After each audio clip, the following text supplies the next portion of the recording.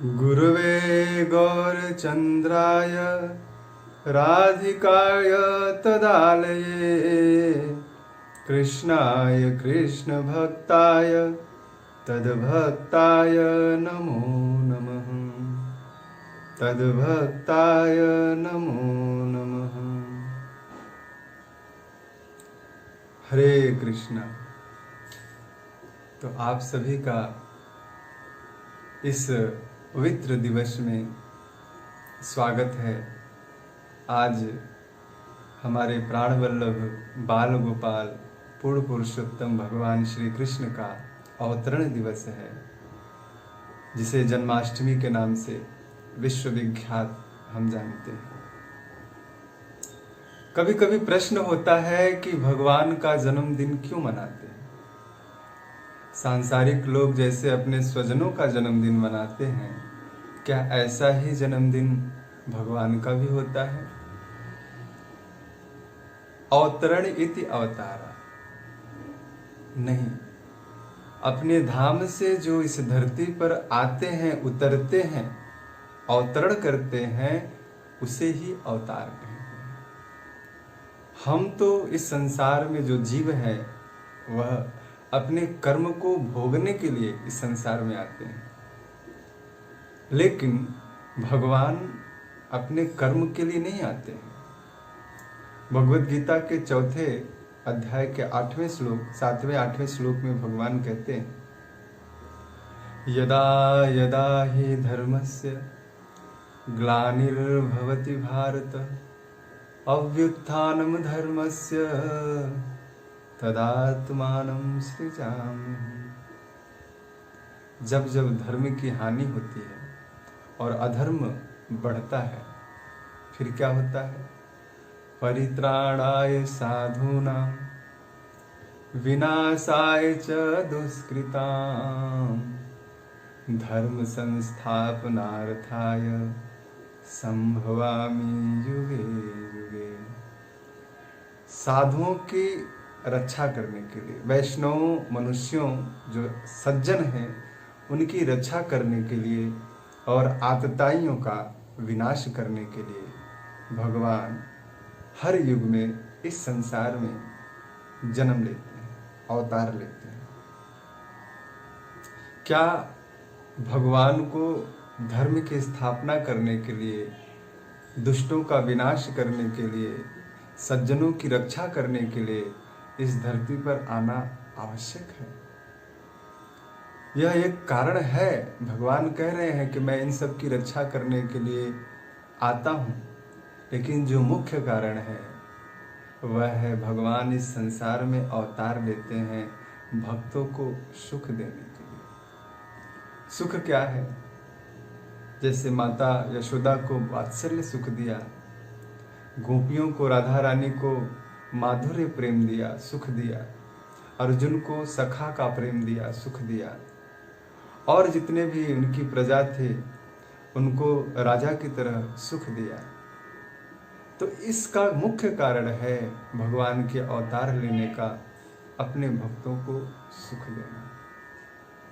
तो भगवान अवतार लेते हैं, यह आश्चर्य नहीं है, क्योंकि वो वहां से, अपने धाम से रहकर भी बहुत सारे कार्य कर सकते हैं। उनको किसी कार्य को करने के लिए अवतार लेने की आवश्यकता नहीं है। युधिष्ठिर से जब यक्ष ने पूछा कि संसार में सबसे बड़ा आश्चर्य क्या है, तो युधिष्ठिर महाराज ने जवाब दिया कि अहन्यानि भूतानि गच्छन्ति यमालयम् शेषास्वरा स्थावरमिच्छन्ति किमाश्चर्यमतः परम्।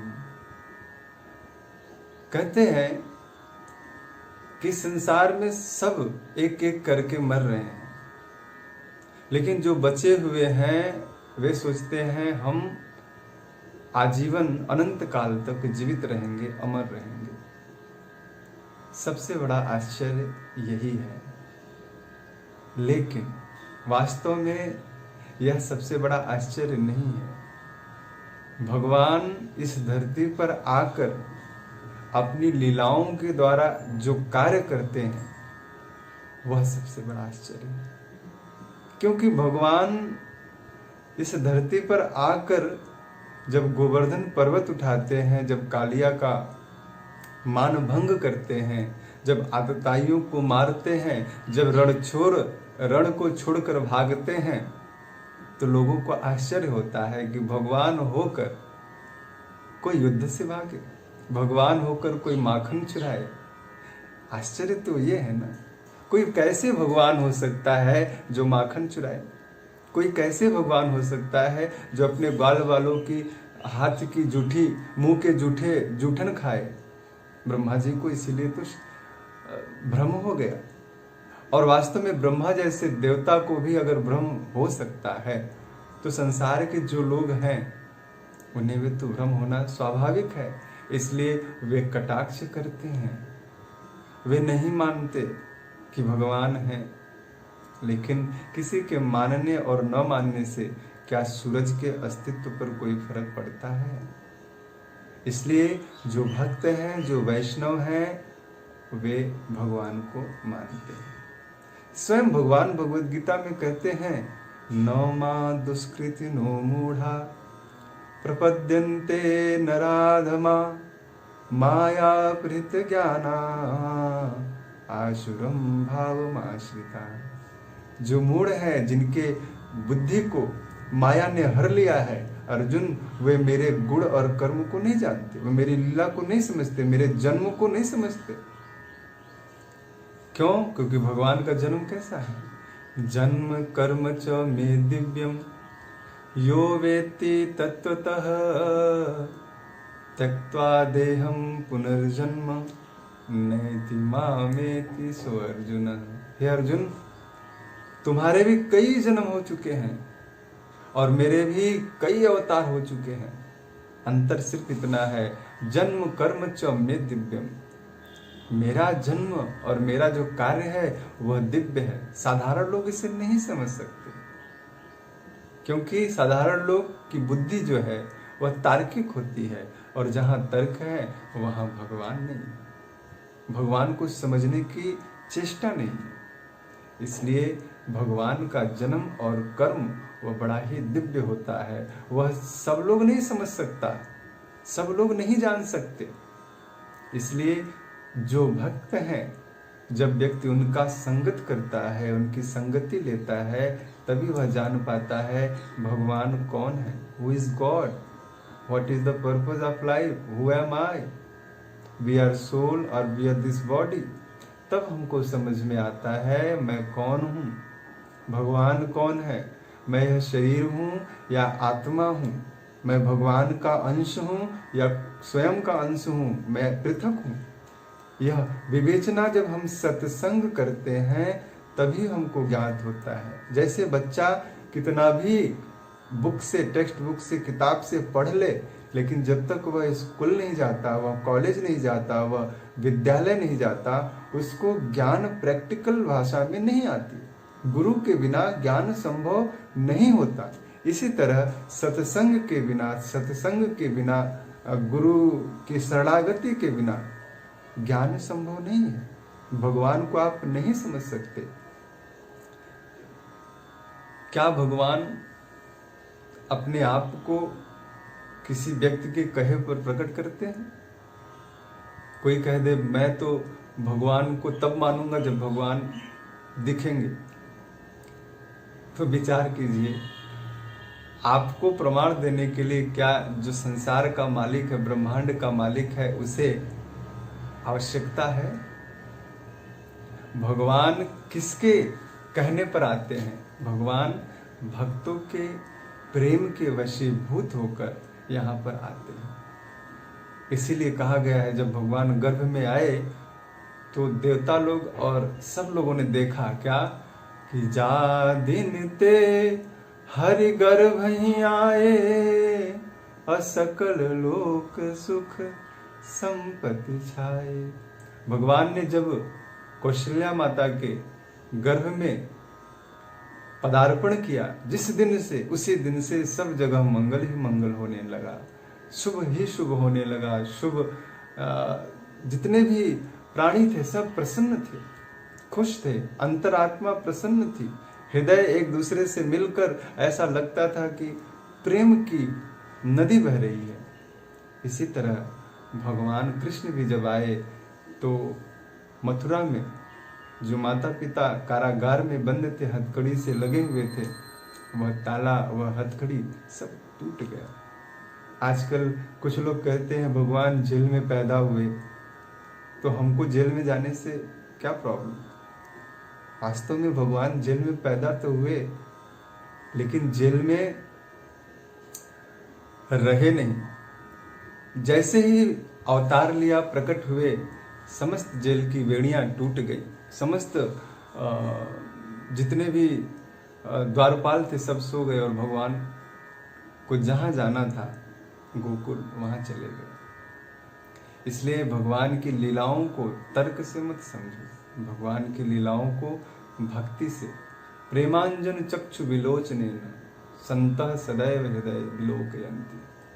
संत जो होता है, भक्त जो होता है, वह प्रेम रूपी काजल लगाकर भगवान की लीला और गुण को देखता है, सुनता है, तब उसे भगवान की प्राप्ति होती है। अन्यथा संसार में तर्क करके आप अपने जीवन को व्यर्थ कर रहे हैं। शास्त्र कहता है, पुराण कहता है, आचार्य कहते हैं, जो पुराने जिन्होंने भगवान को प्राप्त कर लिया है वह कहते हैं, हजारों लाखों संत जिन्होंने अपने घर परिवार को छोड़कर वृंदावन या अयोध्या या मिथिला में या और कहीं अन्य जो हरिद्वार में, काशी में जो रमण कर रहे हैं, उन्हीं प्रभु में उनके ही नाम का जप कर रहे हैं, उनके नाम का माला जप रहे हैं, क्या वे मूर्ख हैं? क्या वे ज्ञानी नहीं है? अरे साधु का मतलब ये नहीं होता वे अनपढ़ हों, साधु पढ़े लिखे होते हैं, साधु विद्वान होते हैं। राजा अपने ही राज्य में पूजा जाता है, पर विद्वान सर्वत्र पूजते। विद्वान जो होता है, संत जो होता है, उसकी जो प्रसिद्धि होती है, उसकी जो पूजा होती है, वह सभी जगह होता है, पूरे विश्व में होता है। भले ही कोई कितना बड़ा पद प्राप्त कर ले, लेकिन भगवान की बात आती है तो संत के ही शरण में जाता है वह व्यक्ति, क्योंकि वहीं से उसको भगवान को समझने की सीढ़ी प्राप्त होती है, भगवान को प्राप्त करने की सीढ़ी वहीं से शुरू होती है।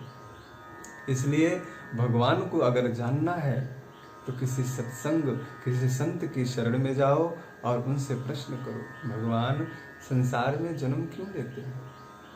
तो हमने बताया भगवान संसार में अपने भक्तों को सुख देने के लिए जन्म लेते हैं। भगवान की जितनी भी लीलाएं हैं वह लीलाएं आश्चर्य से युक्त हैं। साधारण व्यक्ति यह नहीं समझ सकता, क्योंकि भगवान कह रहे हैं, नौ में दुष्कृतनो मूढ़ा, मूढ़ लोग मुझे नहीं समझ पाता है। प्रपद्यन्ते नराधमा, जो मनुष्यों में भी अधम है, नीच है, वह कभी भगवान को मानेंगे ही नहीं। इसीलिए वो तरह तरह के संप्रदाय, तरह तरह के लोगों को कहते, सांसारिक व्यक्ति अगर कुछ कर देता है तो कहते हैं यही मेरे लिए सब कुछ है। आपके शरीर के लिए, आपको खिलाने के लिए, आपकी रक्षा करने के लिए किसी ने आंदोलन किया, किसी ने आपकी रक्षा करने के लिए त्याग किया, जरूरी है कि हम उसके लिए सहानुभूति, कृतज्ञ हो। लेकिन यह शरीर तो यही रह जाएगा ना, यह शरीर तो यही इसी मिट्टी में मिल जानी है। तब उस आत्मा को, जो आपके हृदय में, जो आपके शरीर में निवास करता है, वह आत्मा जहां जाएगा, जिसके पास जाएगा, जिसका अंश है, अगर हम उससे संबंध नहीं रखते, उससे प्रेम नहीं करते, उसका भजन नहीं करते, उसके लिए कृतज्ञ नहीं होते हैं, तब तो क्या होता? कृतज्ञ नहीं होते हैं, क्षमा करिए, कृतज्ञ नहीं, कृतज्ञ। तो फिर क्या होगा? कृतज्ञ महत पाप, वेद कहता है, पुराण कहता है, शास्त्र कहता है कि कृतज्ञता महत पापम, जो कृतज्ञता है वह सबसे बड़ा पाप है इस संसार में। हमारे लिए छोटा सा कोई कार्य कर सकता है, उदाहरण के लिए ले लीजिए, बहुत सारे आज राम मंदिर बन रहा है तो बहुत सारे लोग इसका विरोध भी किए हैं। कुछ बुद्धिस्ट है, कुछ जय भीम वाले, या कुछ ऐसे लोग हैं जो विरोध करते हैं। उनके लिए कबीर ये सब ही बहुत कुछ है। लेकिन जिन्होंने कबीर को पैदा किया, जिन्होंने गांधी को पैदा किया, जिन्होंने अंबेडकर को पैदा किया, जिन्होंने बुद्ध को भी लाया, वह कौन परमात्मा है? तुम इनके लिए, जिन्होंने आपके रक्षा करने के लिए बहुत सारे नियमों को बनाया, आपके शरीर की रक्षा करने के लिए, आपको नौकरी पेशा देने के लिए, उनका तो आप भजन करते हो, गुणगान करते हो। लेकिन कभी विचार किया जो सूर्य आपके जन्म से लेकर आपके मृत्यु तक आपकी सेवा करता है, जो नदी, जो धरती आपके जन्म से लेकर आपकी मृत्यु पर्यंत आपकी सेवा करती है, जो अग्नि आपके जन्म से लेकर आपकी मृत्यु पर्यंत तक आपकी सेवा करती है, कभी उसकी सेवा का आपने कृतज्ञता व्यक्त किया? कभी आपको लगा नहीं, कभी सूर्य को नमस्कार करके प्रणाम करके कहूँ, हे सूर्य नारायण, आप हमारे जीवन दाता हैं, आप नहीं होते तो हम काम पे जा पाते क्या? आप नहीं होते तो क्या हमें हमारी मर्यादा, हमारे जो ड्यूटी है वह पूरी तरह से हम कर पाते? नहीं। तो हम सूर्य की उपासना नहीं करते हैं, हम उन देवताओं की जो हमें हमेशा कुछ न कुछ हर पल दे रहे हैं, उनकी उपासना नहीं करते, उनके प्रति कृतज्ञता का भाव प्रकट नहीं करते। लेकिन सांसारिक लोग, कोई थोड़ा सा धन दे दिया, किसी ने थोड़ा सा प्रोटेस्ट कर लिया आपके लिए, तो हम उसके प्रति बड़ा ही विनम्र भाव रखते हैं। रखना चाहिए, लेकिन हमें यह भी समझना चाहिए वह संबंध, वह कृतज्ञता इसी जन्म में यहीं पर है, अगला जन्म में नहीं। अगला जन्म तो हमें परमात्मा का ही सानिध्य लेना पड़ेगा और उन्हीं की शरण के द्वारा हमें अगला जन्म अच्छा या बुरा मिलेगा। तो हम जब तक भगवान के प्रति कृतज्ञ नहीं होते हैं, तब तक हमारा कुछ भी कल्याण होने वाला नहीं है। अब जन्माष्टमी के दिन क्या करना चाहिए आप सब जानते हैं। सब लोग व्रत रहते हैं, भगवान के विग्रह का अभिषेक करते हैं। तो आप लोग भी अपने अपने घर में सामूहिक रूप से इकट्ठे हुए हैं, आप लोग भी कीजिए और इन अभिषेक में बड़े भाव से, हृदय से मानिए कि परमात्मा है, हमारे गोपाल जी आज आ रहे हैं और उनका अभिषेक हो। बड़े प्रेम से, स्वच्छता के साथ, कोई भेदभाव नहीं, कोई आए तो भी ठीक, कोई नहीं आए तो भी ठीक। परमात्मा को प्रेम करने के लिए किसी की जरूरत नहीं है। आप करोगे, गुलाब का फूल है, आप उसके पास आओगे तो वो सुगंध देगा। आप दूर रहोगे, नफरत करोगे तो करो। इसीलिए परमात्मा तो हमारा वह गुलाब का फूल है, जिसके पास जाने मात्र से ही हमारे अंदर उस आनंद का बीज रोपण हो जाता है, जो सदैव मदमस्त रहते हैं, जो सदैव प्रभु के कीर्तन, भजन और भक्ति में रमे रहते हैं।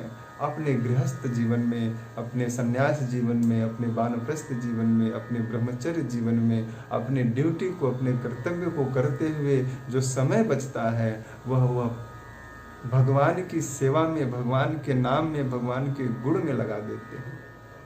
यह किससे सीखना चाहिए? यह अम्बरीश महाराज से सीखना चाहिए। महाराज अम्बरीश राजा हैं, लेकिन क्या कहते हैं कि उनके हाथ जो है भगवान के मंदिर का मार्जन करते हैं, उनके पैर मंदिर तक चलते हैं, धाम तक चलते हैं, उनका मन भगवान में लगा हुआ है। वह हमें सिखा रहे हैं कि कोई कितना भी बड़ा प्रतिष्ठित व्यक्ति हो, कितना भी बड़ा धन हो जाए उसके पास, पद हो जाए, सम्मान हो जाए, लेकिन भगवान की भक्ति करने के लिए उसे दास बनकर सेवा करनी चाहिए। कोई अभिमान नहीं कि मैं राजा हूँ, मैं बड़ा धनी हूँ, मेरी तो पोस्ट ये है, मैं कैसे मंदिर की सफाई कर सकता हूँ ना। अरे हरे मंदिर मार्जना दो, जो कर है वह हरि के मंदिर का मार्जन करता है। यही अम्बरीश महाराज सिखा रहे हैं। और पैर भगवान के मंदिर, भगवान के धाम का अनुसरण करता है। भगवान के भक्तों की सेवा करना, भगवान के भक्तों के सत्संग में रहना, यही जीवन का एकमात्र उपाय है प्रभु को प्राप्त करने के लिए। तो मन कपट जंजाल छोड़कर तुलसी ते राम ही भजो। हे तुलसी, हे भक्तों, उस राम को, उस कृष्ण को भजो, यही एकमात्र साधन है। और तुम कितना भी कर लो, सत साहेब ये वो जितने भी लोग हैं सांसारिक, वह करते रहे, कुछ नहीं होने वाला। अंत में उसी परमात्मा के पास जाना है, चाहे इस जन्म में जाओ, चाहे लाख जन्म बीतने के बाद जाओ। आपकी मुक्ति कोई देवता या कोई महापुरुष नहीं कर सकता। आप कितने भी उसके गुणगान के लिए तोता की तरह रट लो। जन्माष्टमी पे आप लोग व्रत किए होंगे। व्रत करने से क्या लाभ है? ऐसा कहा जाता है, भविष्योत्तर पुराण में है कि जो जन्माष्टमी का व्रत करता है उसे 20 करोड़ एकादशी का फल मिलता है।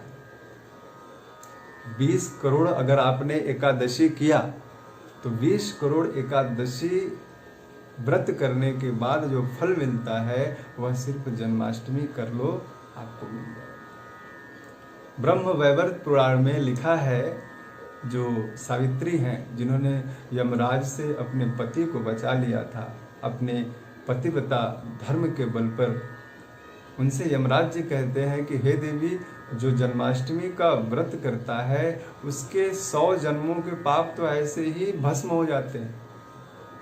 सोचो, जो कृष्ण की भक्ति करे वो तो अलग बात है, लेकिन जो भक्ति साल भर नहीं करता, सिर्फ आज के दिन जन्माष्टमी का व्रत ही कर लिया, तो उसके लिए तो उसके समस्त जितने भी 100 जन्म के पिछले पाप हैं सब विनष्ट हो जाते हैं।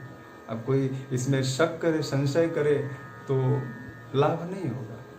लेकिन अगर आप भगवान में श्रद्धा रख के इस जन्माष्टमी व्रत का पालन करते हैं तो आपको जरूर लाभ होगा, आपको जरूर भगवान की कृपा मिलेगी और एक दिन आप भी भगवान की भक्ति गृहस्थ जीवन में अपने कार्य को करते हुए, अपनी नौकरी को करते हुए जो समय बचेगा उस समय को आप प्रभु को समर्पित करोगे और उसमें जो आनंद है संसार में वो आनंद कहीं नहीं है।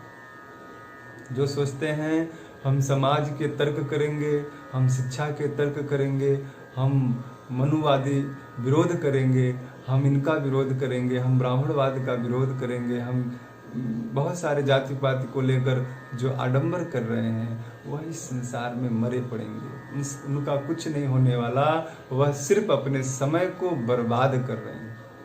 श्रम एव ही केवलम, वह तो सिर्फ परिश्रम को ही सब कुछ मानते हैं, लेकिन परिश्रम करने वाला जो रोड के किनारे वर्कर है वह भी हम सबसे ज़्यादा परिश्रम करता है, लेकिन बेचारा शाम को 2 वक्त की रोटी भी नहीं जुटा पाता।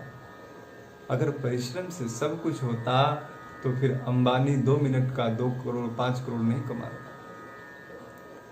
परिश्रम के साथ साथ आपका भाग्य होना चाहिए, और भाग्य का विधाता कौन है? हमारे ठाकुर जी हैं, हमारे गोविंद हैं। जब तक आप उन्हीं की शरण नहीं लोगे, आप कितना भी धन कमा लो, डायबिटीज हो जाएगा, कैंसर हो जाएगा, पीलिया हो जाएगा, लकवा मार देगा, क्या करोगे? अगर सुख नहीं लिखा है तो सुख नहीं भोग सकते, और अगर सुख लिखा है तो कुटिया में भी रहोगे, झोपड़ी में भी रहोगे, मस्त रहोगे, आनंद से खाओगे, खूब मस्ती के साथ रहोगे। क्यों? क्योंकि आपने कर्म किया है, आपने पूर्व जन्म में अच्छा कर्म किया है, उसका पेंशन आज ले रहे हो, आज जो करोगे उसका पेंशन आगे मिलेगा। इसलिए कभी भी यह तर्क नहीं, मेहनत करो, पढ़ो लिखो अच्छे से, ये सब भक्ति क्या है? पढ़ाई लिखाई मना नहीं है, मेहनत मना नहीं है, नौकरी मना नहीं है, लेकिन उन पढ़ाई लिखाई के साथ, उन नौकरी के साथ, उन मेहनत के साथ अगर आपने ठाकुर जी को, आपने भगवान को स्थान नहीं दिया है तो सब व्यर्थ। जैसे कितना भी आप दूध को उबाल लो, नीचे से कितना भी आग लगाओ, दूध को उबाल लो, लेकिन उस उबाले हुए दूध को अगर उसमें से जो मक्खन निकल रहा है उस मक्खन का आपने स्वाद नहीं चखा तो फिर आपके सारे मेहनत खत्म। तो इस संसार में जितने भी पुण्य कार्य कर रहे हो, जितना भी कर्म कर रहे हो, उन कर्मों का जो मक्खन है वह परमात्मा की प्राप्ति है, परमात्मा से प्रेम है। कि सब कर फल रघुपति पद प्रेमा, अतहि बिनु कोन पावहि क्षमा। सबके कर्मों का जो सबसे बड़ा फल है वह ठाकुर जी के चरणों में प्रेम उत्पन्न हो जाना है। इसके बिना संसार में आप कहीं भी रहो, कुछ भी करो, कुछ भी खाओ, कितने भी ऐशो आराम से रहो, अंत में जब आप सोचोगे तो लगेगा सुख नहीं है, सुख नहीं है। अभी भी मैं खाली हूँ, अभी भी मुझे बड़ा गैप लग रहा है, कुछ तो छूट रहा है। और जो छूट रहा है वास्तव में वही तो परमात्मा है, परमात्मा का प्रेम है। इसलिए आप सबसे निवेदन है, आज के दिन मन को रमा दो मेरे प्रभु मेरे गोविंद में। एक आंसू भी अगर उनकी याद में, उनकी शरण में गिर गए तो समझ लेना हमारे समस्त पाप नष्ट हो गए। हम उस प्रभु को प्राप्त करने के लिए सीढ़ी चढ़ने लगे हैं। और विश्वास कीजिए, वृंदावन धाम में हम तो अभी यहाँ पर हैं, लेकिन बड़ा आनंद आता है। ऐसा नहीं है कि हमने अपने स्वजनों को छोड़ दिया, माता पिता को छोड़ दिया। हम बार बार कहते हैं कि भक्ति का मतलब यह कदापि नहीं है आप साधु बन जाइए, आप संत बन जाइए। लेकिन घर में रहकर अगर संत जैसा व्यवहार करते हो, घर में रहकर अगर आप किसी से विरोध नहीं कर रहे हो, सब मेल मिलाप करके रह रहे हो, कोई आपको देखे तो प्रसन्न हो जाए, तो आपसे बड़ा संत कोई नहीं है। आप संत हैं, अपने घर में ही रह रहे हैं, भजन कर रहे हैं। फालतू की बात नहीं, फालतू की चर्चा नहीं, किसी की निंदा नहीं और किसी की चापलूसी नहीं। अपने घर में रहकर अपने परिवार, अपने बच्चों के साथ भगवान की भक्ति में रमे रहो। जितना हो सके अच्छा पढ़ाओ, अच्छा खिलाओ और अच्छा उपदेश करो। बच्चों से प्रेम करने का मतलब ये कदापि नहीं होता उनको सिर्फ पेट भरने की पढ़ाई कराओ। जो लोग कहते हैं कि सुबह सबसे पहले पढ़ाई लिखाई करवाना चाहिए, वो पढ़ तो लेंगे, लेकिन जीवन में हो सकता है वो डॉक्टर इंजीनियर भी बन जाए, लेकिन मनुष्य नहीं बन पाएंगे। और अगर मनुष्य नहीं बन पाए तो फिर जानवरों से तो फिर कार्य ही कराए जाते हैं, बोझा ही ढोए जाते हैं। वह जीवन भर अपने परिवार का, अपने समाज का बोझा ही ढोएगा और मर जाएगा तो कुछ लेकर नहीं जाएगा, सब यहीं छोड़कर जाएगा।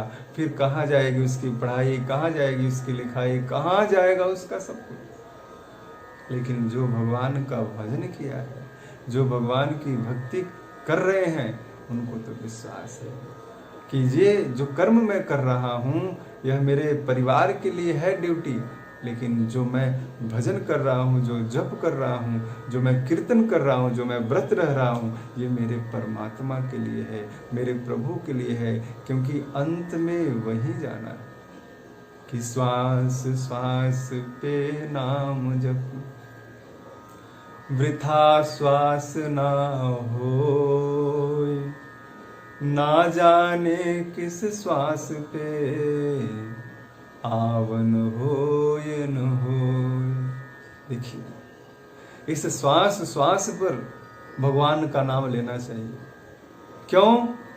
क्योंकि एक सांस भी अगर वृथा चला गया तो हो सकता है उसी सांस पे हमारे प्राण निकल जाए। ना जाने किस श्वास पे आवन होए न हो, कौन से सांस पर हिचकी आई और हम चले गए।